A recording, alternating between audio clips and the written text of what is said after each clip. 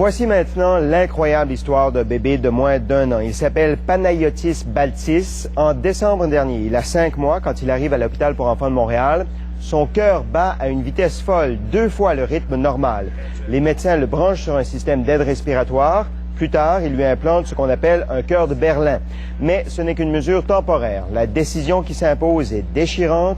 Retirer le cœur de Berlin et espérer une greffe du cœur. Le miracle, si on veut, se produit à ce moment. Le cœur du poupon recommence à se contracter, donc à fonctionner. Le cœur de Berlin est retiré et depuis, le cœur du bambin fonctionne seul, sans aide. Est-ce un miracle? Une chose est sûre, les médecins sont médusés. J'en ai parlé avec un des médecins impliqués et les parents de l'enfant. Bonjour à vous trois, à vous quatre en fait, parce qu'on voit votre petit enfant qui a l'air en pleine forme. Là. Bonjour. Bonjour. Monsieur, Dr. Rolicek, expliquez-moi. Dans votre communiqué, jamais le mot miracle n'apparaît, mais en lisant l'histoire de l'enfant, on a l'impression que c'est un véritable miracle. En quoi c'est un miracle de la nature, ce qui s'est passé avec l'enfant? Mais parfois, on traite un bébé, il n'y a pas tellement d'expérience avec un problème et on monte dans un terrain inconnu. C'était pas supposé d'être possible, mais le bébé est vécu. Et on a traversé un terrain inconnu et on ne sait pas pourquoi c'était un succès, mais c'était un succès. Et à ce moment, on commence à parler d'un miracle. Bon, racontez-moi. D'abord, l'enfant se présente à l'hôpital, il est en détresse respiratoire, son cœur bat beaucoup plus rapidement qu'il ne devrait battre. Vous le branchez sur un appareil mécanique. Après ça, vous lui insérez ce qu'on appelle un cœur de Berlin qui est expérimental. Les chances de succès ne sont pas évidentes. Et là, à un moment donné, vous devez prendre une décision parce que c'est soit la transplantation, soit la mort du bébé. Quelle décision vous prenez à ce moment-là? Mais la décision était... il est arrivé à l'hôpital, son cœur bat le battement de cœur sont tellement pauvres. On est obligé de lui monter sur la machine cœur-poumon après le cœur artificiel. Maintenant, le cœur artificiel, c'est des canules très grandes dans une petite cœur. On ne sait pas si on a fait... il y a aussi des dommages au cœur que c'est pas possible de lui débrancher. Et on a juste une chance. Si c'est pas possible, il va mourir. Si c'est possible, et c'est pas tellement décrit, il y a quelques cas mondiaux dans un petit bébé qui sont décrits, mais on ne sait pas si on est dans la même situation ou non. Mais alors, qu'est-ce qui s'est passé? Qu'est-ce qui s'est passé pour qu'aujourd'hui, on puisse le voir comme ça, en pleine... il a l'air en pleine forme. Qu'est-ce qui s'est passé à partir du moment où vous avez retiré le cœur de Berlin?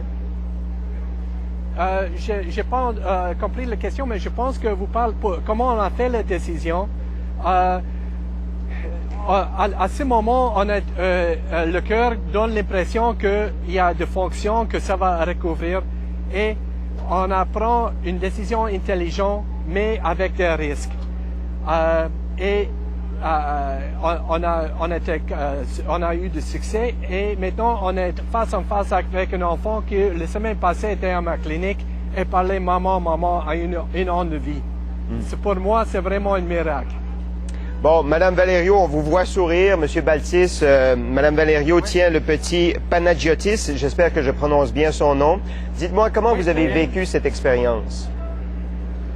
On a vécu cette expérience très bouleversante en rentrant le 18 décembre en disant que notre fils a quelques heures, peut-être quelques jours à vivre, puis en montrant des signes de récupérer, pas récupérer, d'être mieux, de pas être mieux, puis tout d'un coup prendre le 2 janvier, il fallait le mettre sur une machine artificielle, l'ECMO qu'on appelle, pour voir si peut-être il pourra récupérer son propre cœur. Puis 7 jours après, encore une fois, il fallait faire une autre décision. Il allait pas mieux, il commençait à montrer des signes que ça allait pas si bien. Puis on a mis sur le cœur Berlin en espérant d'une greffe de cœur. Puis il nous a surpris, son cœur a repris sa forme, a commencé à battre comme un bébé régulier. Puis on est ici aujourd'hui, super content, puis heureux d'annoncer la bonne nouvelle. Ça doit être des montagnes russes émotives, ce que vous avez vécu. Est-ce que vous pensiez qu'un jour, là, vous pourriez être devant une caméra de télévision à nous parler avec votre fils dans les bras comme ça? Non, au fond, c'est ça que je disais aux gens ici, que je m'attendais à peut-être deux, trois personnes avec des caméras, mais pas à ce niveau-là. On est un peu overwhelmed, qu'on appelle.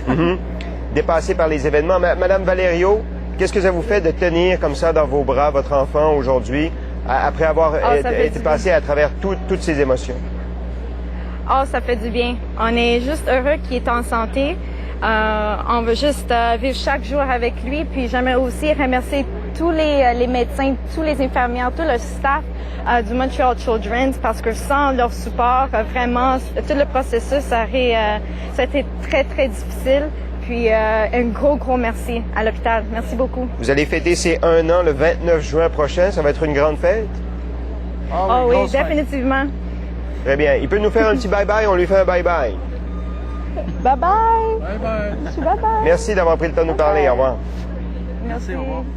Voilà, une histoire qui se termine bien. Vous avez des sujets à nous proposer, des questions sur l'actualité auxquelles vous voulez qu'on réponde ou encore des commentaires sur cette émission. Voici comment nous joindre.